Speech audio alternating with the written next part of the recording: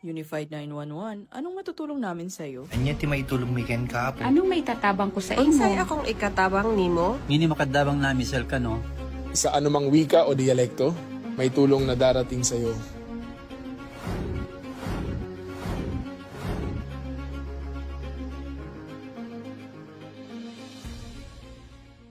Lilingkod sa bawat Pilipino at magbibigay ng tamang impormasyon para sa tahimik at maayos na Pilipinas. Police News Network, alagad ng batas, tagapagtaguyod ng balitang pulis, sandigan ng mamamayan, patnubay ng katotohanan.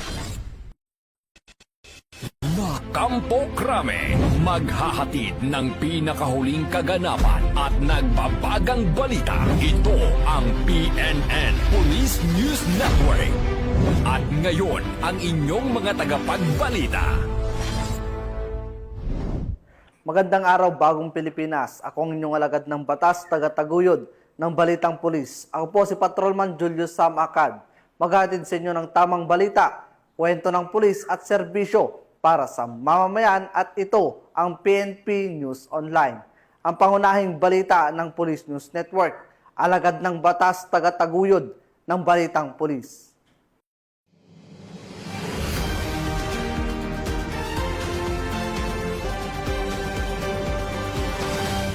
Narito ang balitang hatid ng ating PNN correspondents mula sa iba't ibang panig ng bansa.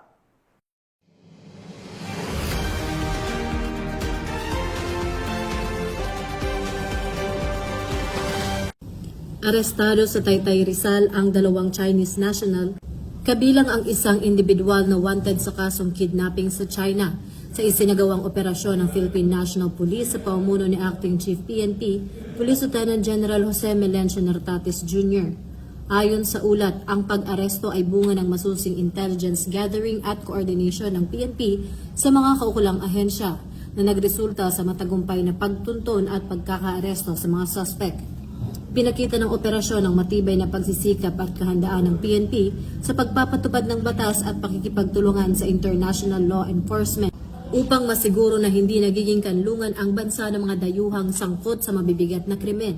Patuloy namang binigyan diin ng PNP ang kanilang pangako sa pagpapanatili ng kaayusan at seguridad sa bansa, alinsunod sa advokasya ng bagong PNP para sa bagong Pilipinas, serbisyong mabilis, tapat at nararamdaman.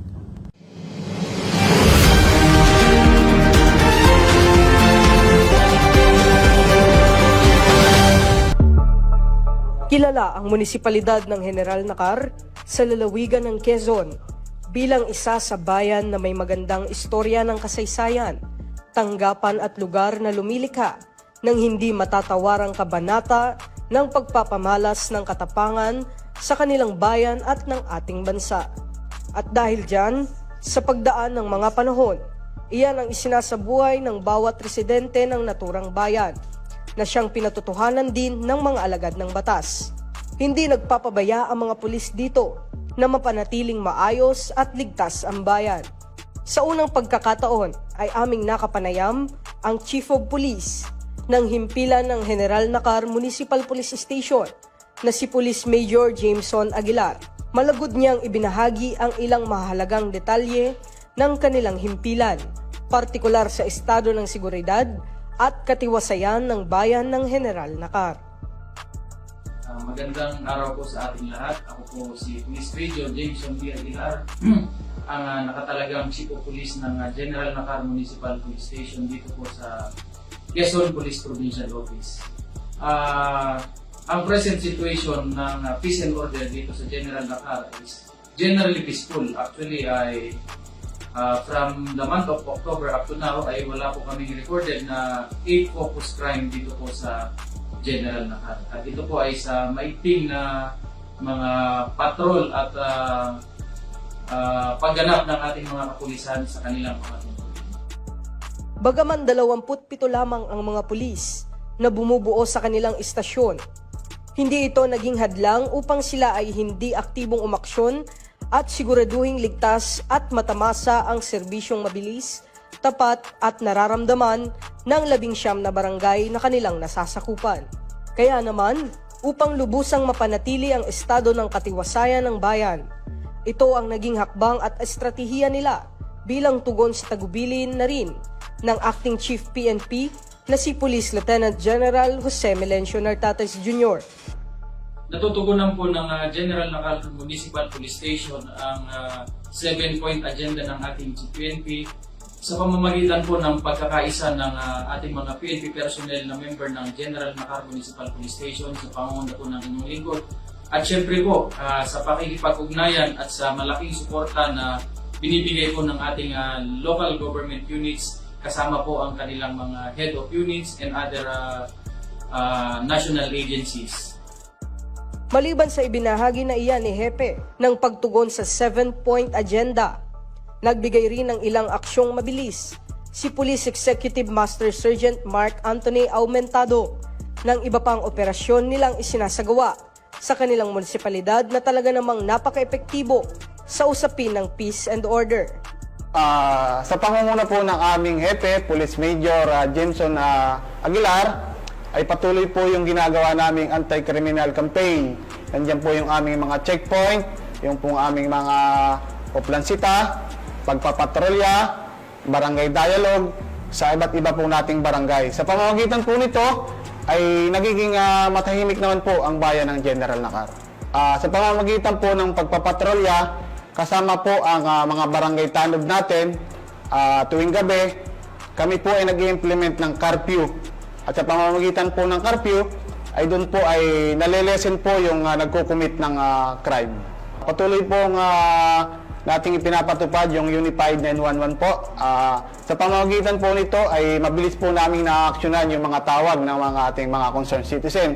Sa katunayan po nito, nitong nakaraang November ay nagkaroon po kami ng isang huli na gustong magnakaw dito sa Barangay Pamplona. Sa tawag po ng ating barangay tanod, kaagad po namang dumating ang ating kapulisan at doon po ito'y nahuli. At ngayon po ay siya po ay nakakulong. At pagdating naman sa usapin ng programa ng paglaban sa pang-aabuso sa mga kababaihan at kabataan, hindi nila ito ay pinagsawalang bahala. Patuloy din po ang aming kampanya dito po sa campaign against rape. Mayroon po kaming Project Lakas. Ito po yung barangay po kaming nagkakandak po ng pinapakita po namin yung mga video ng mga kung paano maiiwasan yung rape. At sa pamamagitan po nito ay bumababa po yung bilang ng rape dito po sa aming bayan.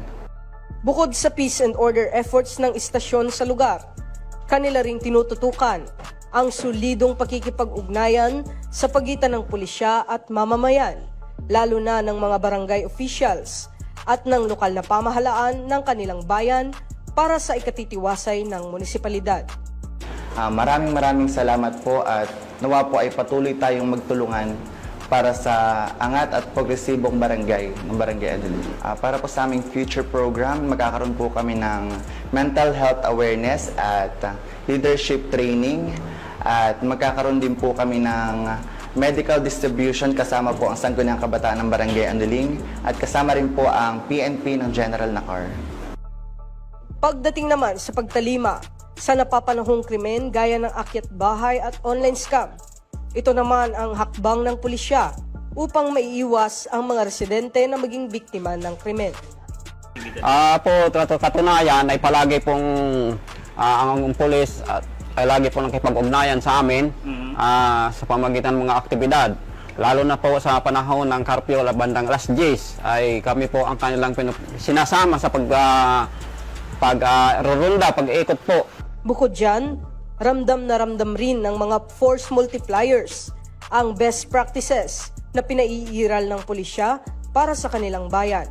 Kaya naman ito ang direktang saloobin at pahayag nila para sa alagad ng batas. Opo, mayroon pong pong mga training po. Halimbawa po ay yung self-defense katulad ng pagpupusas. Yan, tinuturuan po kami yan. Tapos ay seminar. Ng mga seminar o mga orientation po. At lalo seminar sa about tungkol sa drugs. Ganito po ang aking mensahe sa PNP Nakar. Nasa warinaway patuloy ang ating ugnayan o pagtulungan dito sa bayan ng General Nakar upang mamanatili ang katahimikan. Walang masamang mangyayari kundi kasiyahan palagi sa Tutuina. Ganon din sa aming barangay, sana ay bilang magiging huwaran nawa ang barangay Pamplona dito sa General Nakar na walang masumpungan anumang iba't ibang uri ng mga krimen. Bilang panghuli, ito ang iniwang panawagan at mensahe ni Police Major Jameson Aguilar bilang hepe ng himpilan para sa publiko.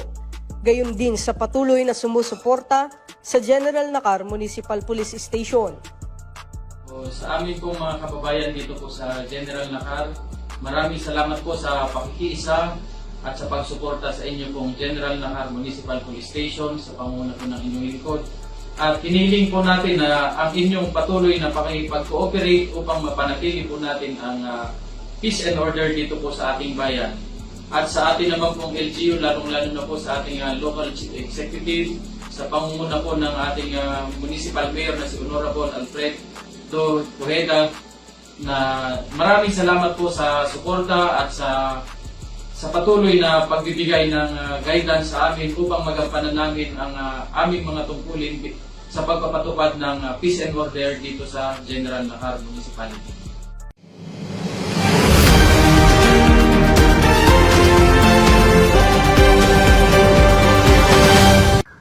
Nasamsam ng mga otoridad ang hindi bababa sa 500,000 na halaga ng iligal na paputok mula sa isang dealer sa isinagawang police operation sa Nunez Extension, Barangay Camino Nuevo, Zamboanga City, hapon ng Miyerkules, December 24.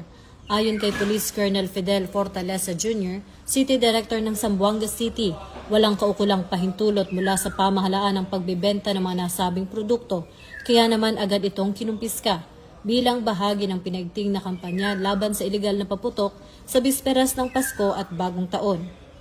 Patuloy ang paalala ng mga otoridad sa publiko na sumunod sa mga umiiral na batas upang maiwasan ang aksidente at mapanatili ang kaligtasan ng komunidad.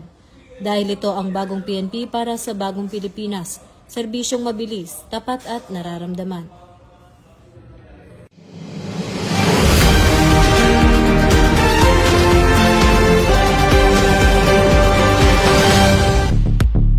Ngayon naman sa pagpapatuloy ng pagbabahagi ng serbisyong mabilis, tapat at nararamdaman na programa ng pambansang pulisya mula sa nasasakupan ng Quezon Province. Binaybay ng Police at Your Service Teams sa unang pagkakataon ang mga sulok ng bayan ng Sampaloc sa probinsya ng Quezon. At syempre pa, hindi namin pinalagpas na bisitahin ang himpilan ng pulisya na nangangalaga ng katiwasayan ng bayan, partikular ang Sampaloc Municipal Police Station.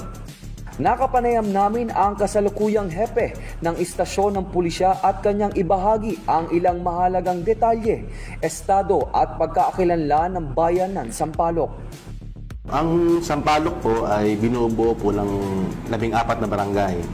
So, roughly, nasa 15,000 po yung estimated na population po dito. Maliit na bayan na po itong Sampaloc, napapagitnaan po ng bayan ng Lucban at saka ng Mauban.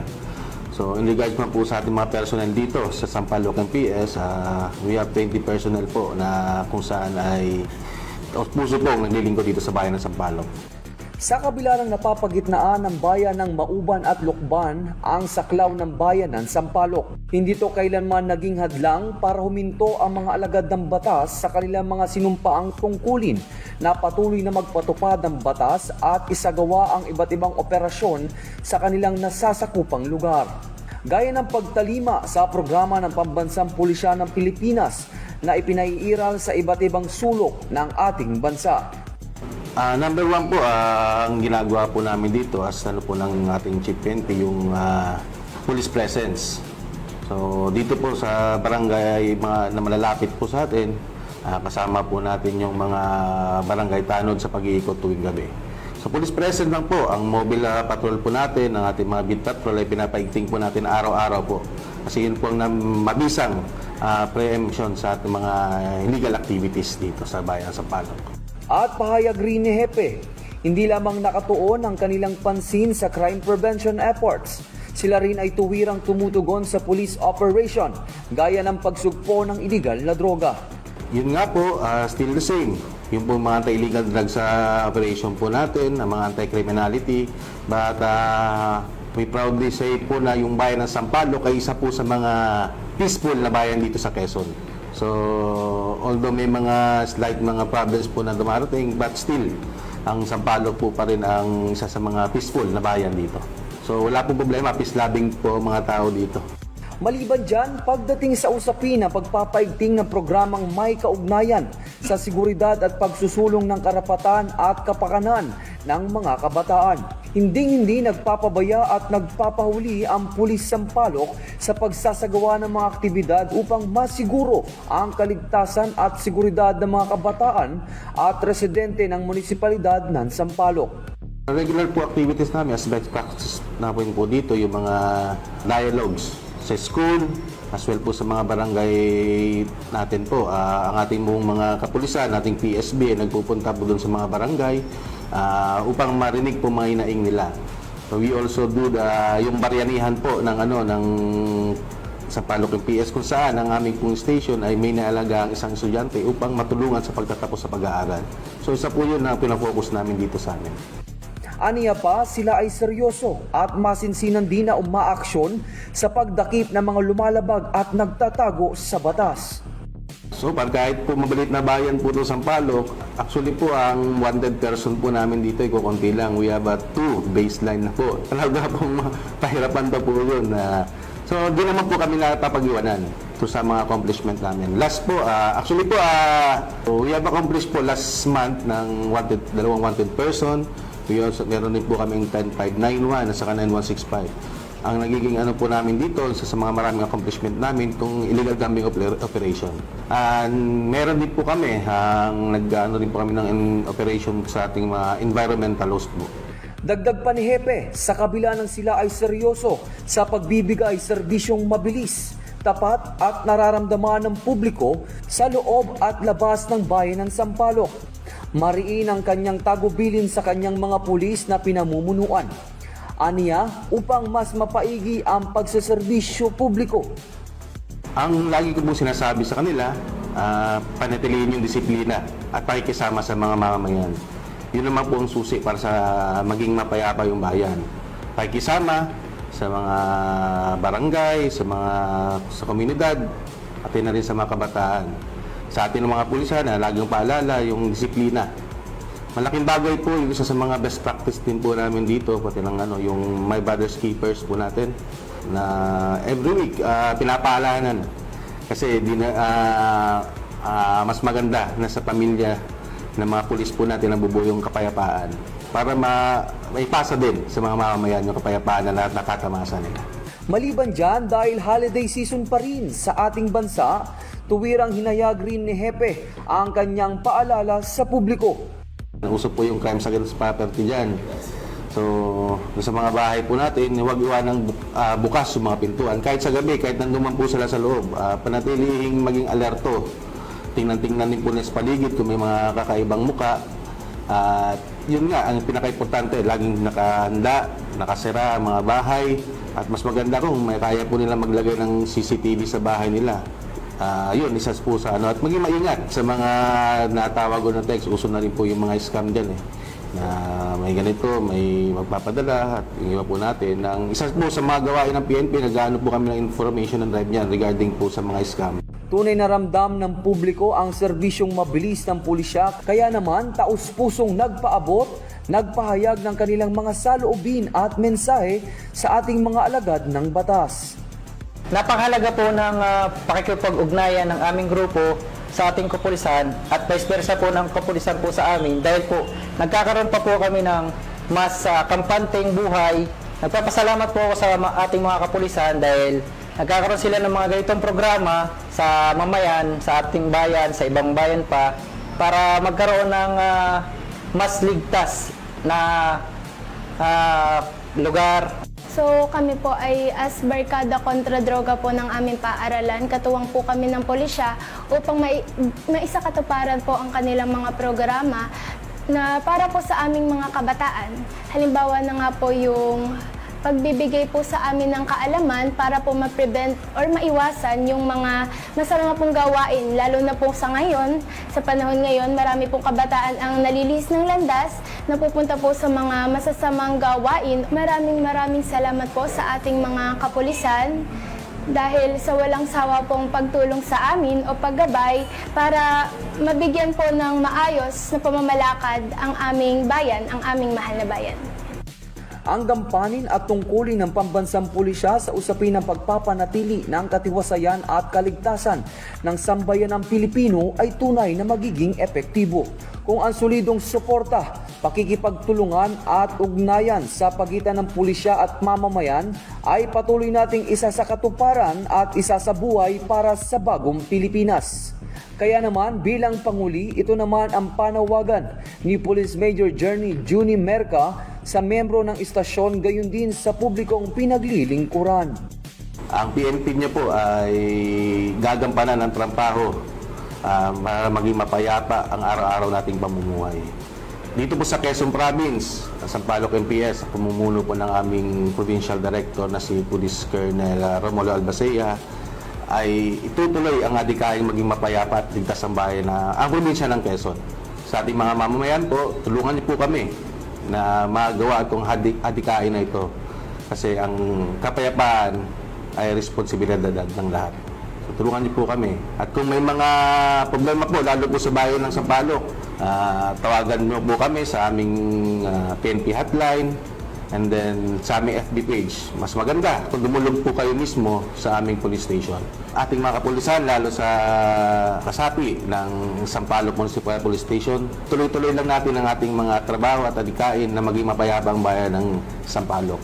Tayo magtutulungan kasama ang taong bayan para mapanatili ang kaligtasan at mapayapang pamumuhay dito sa ating bayan ng Sampaloc. Muli, ako si Police Major Journey Juni Merca. Ito po ang bagong PNP para sa bagong Pilipinas, serbisyong mabilis, tapat at nararamdaman.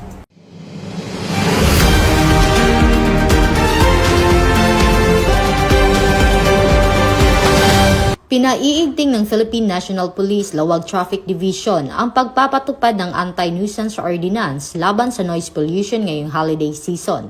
Sinimulan ang mahigpit na pagpapatupad noong Disyembre 22 taong kasalukuyan. Ipinagbabawal sa ordinansa ang mga sasakyan at motorsiklong may modified mufflers o sound boosters dahil sa masamang epekto ng sobrang ingay sa kalusugan at kaligtasan sa kalsada. Target ng operasyon ang mga sasakyang lumalagpas sa 90 decibels ang ingay, particular ang Lawag Bypass Road kung saan madalas ireklamo ang karera at ingay tuwing hating gabi, papatawa ng kaukulang parusa ang mga lalabag.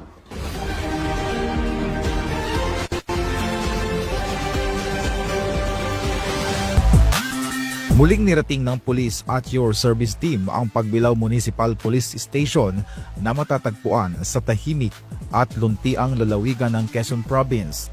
Nasa kasalukuyan ay pinamumunuan ni Police Major Nemencio Calventas Calipo Jr. Dito ay napapanatili nila ang mga tradisyon, kulturang Pinoy at magagandang tanawin at syempre pa ang peace and order situation ng bayan ng Pagbilao na patuloy na dinarayo ng ating mga kababayan o Banyagaman. Ang munisipyo po ng Pagbilao ay hango sa isang sasalitang papag at saka bilao noong mga unang panahon. Mula po doon sa papag at saka bilao ay nabuo yung salitang Pagbilao na yan po yung isa sa pinakapangunahing hanap buhay ng ating mga kababayan noong mga unang panahon. So, ang Pagbilao po, ang karamihan po, ang kabuhayan po dito ay pangingisda at agrikultura at meron din po tayong mga planta dito ng coal plant, for example.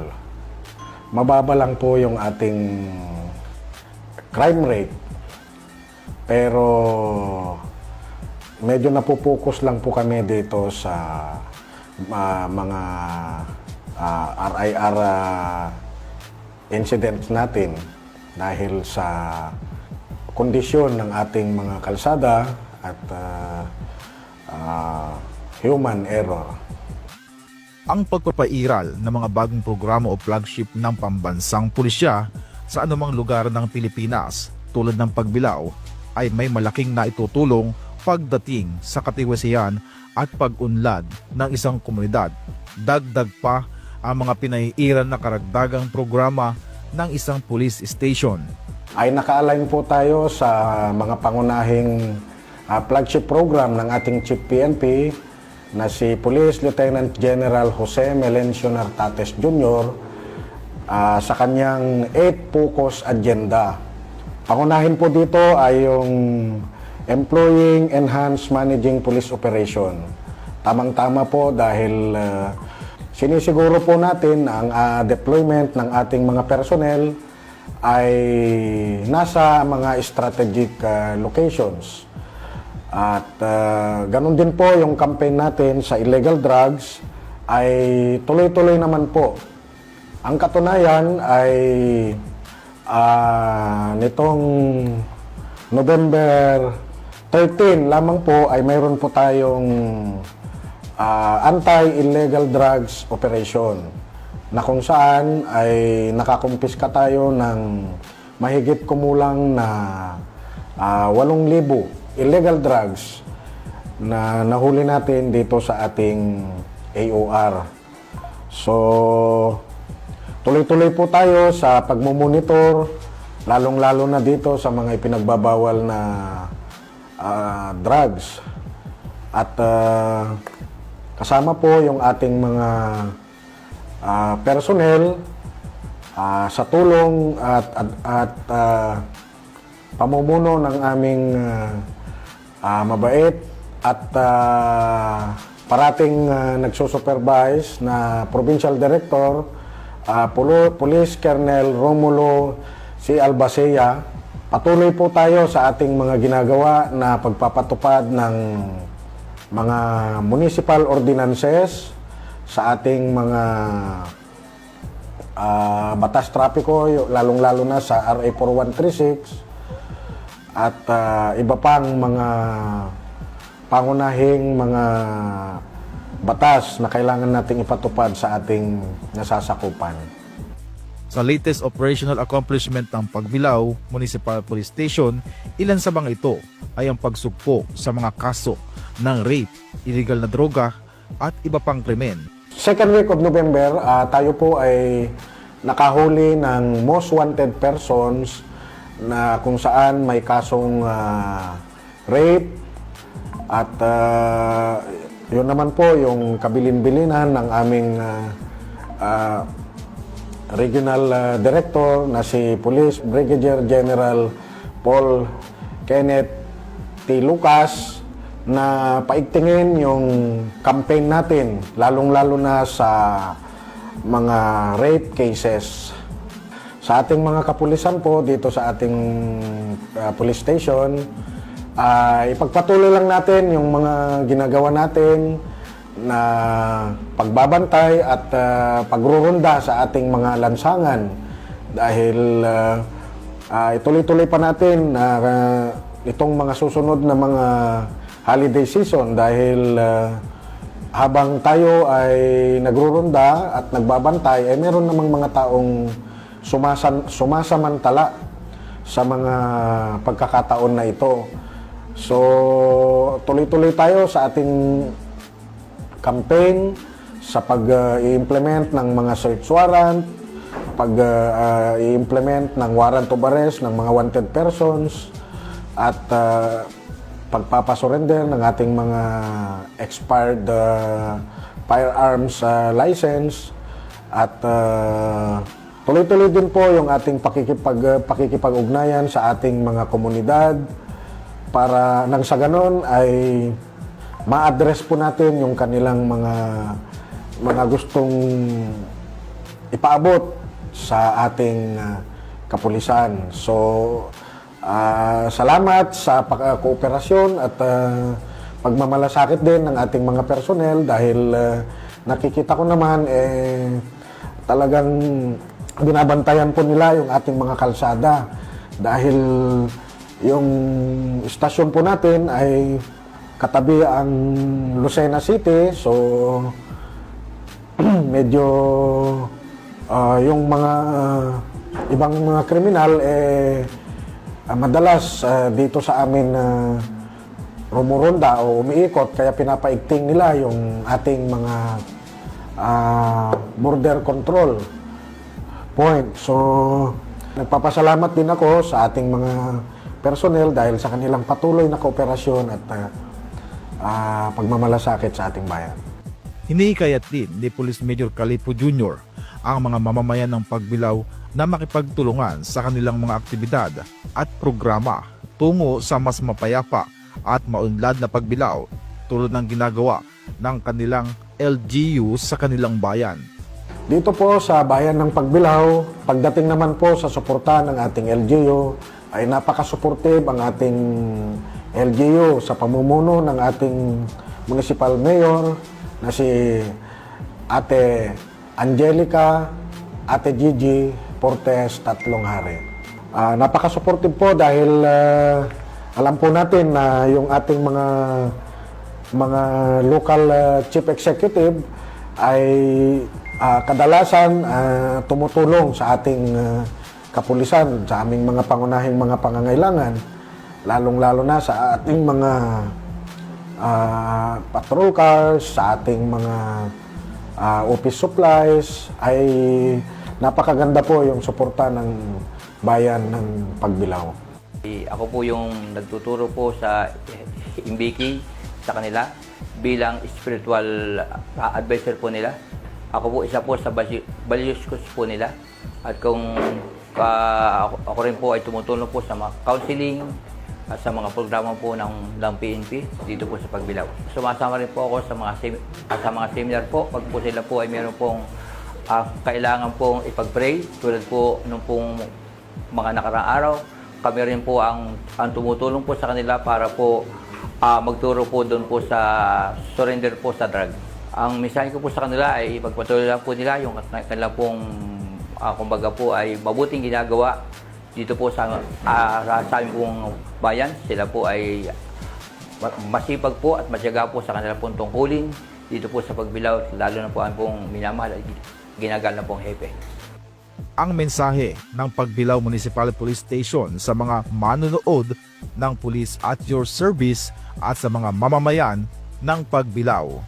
Ang ating mga kababayan sa bayan ng Pagbilao ay atin pong pinapaalalahanan na kung mayroon man pong mga kahina-hinalang tao na kakasalubong nila sa daan ng mga kahina-hinala, ay mangyari pong ipagbigay alam sa atin nang sa ganun ay ating malunasan yung mga kahina-hinalang mga tao na yan, o kaya ay i-dial lang po 911 para po sa aming agarang aksyon at tulong sa ating mga kababayan.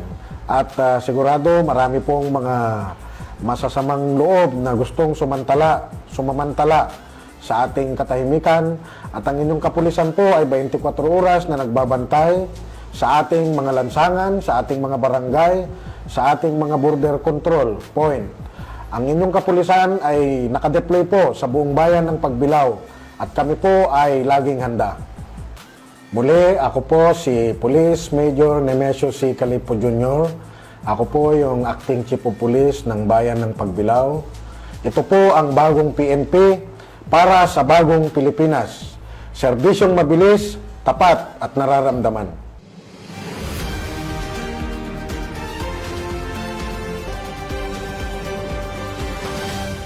At yan ang mga nakalap ng ating PNN correspondents mula Luzon, Visayas at Mindanao sa ngalan ng pamunuan ng Philippine National Police sa pangunguna ni Acting Chief PNP Police Lieutenant General Jose Melencio Nartates Jr. at sa pamumuno ni President Ferdinand Bongbong Marcos Jr. Kami ay maglilingkod sa bawat Pilipino at magbibigay ng tama at balansing balita. Mula rito sa tanggapan ng tagapag-ugnay ng Pambansang Pulisya, kami ang inyong alagad ng batas, taga-taguyod ng Balitang Pulis. Ako po inyong tagapag-ugnay, Patrolman Julius Samacad. Maghatid ng tamang balita, kwento ng pulis at serbisyo para sa mamamayan, at ito ang PNP News Online. At ito ang bagong PNP para sa bagong Pilipinas, serbisyong mabilis, tapat at nararamdaman.